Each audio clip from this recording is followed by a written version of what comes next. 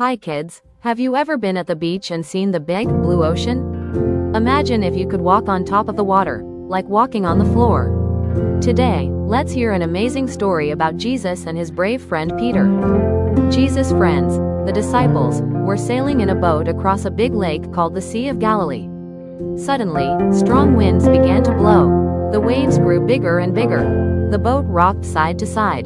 The disciples were scared. They held onto the boat tightly. It was very dark. The clouds covered the stars. The water splashed into the boat. It felt like the boat could tip over any moment. Would you feel scared if you were there? Suddenly, they saw a figure walking toward them on top of the water. The disciples screamed, "It's a ghost." But Jesus called out loudly, "Take courage.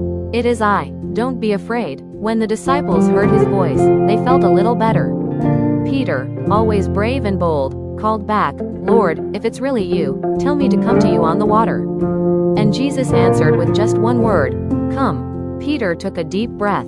He climbed out of the boat. He put one foot on the water, and it held him. He put the other foot, and Peter was walking on water. Peter's eyes were fixed on Jesus. He took step after step toward him. The other disciples watched in amazement. But then, Peter heard the loud wind.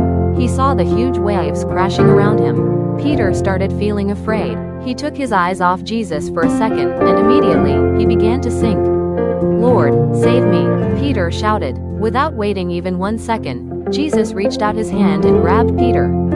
Jesus gently said, "You have little faith. Why did you doubt?" Peter held onto Jesus tightly as they both walked back to the boat safely. As soon as Jesus stepped into the boat with Peter, the wind stopped. The waves calmed down. The sky cleared. It was peaceful again. The disciples fell down and worshipped Jesus, saying, "Truly, you are the Son of God."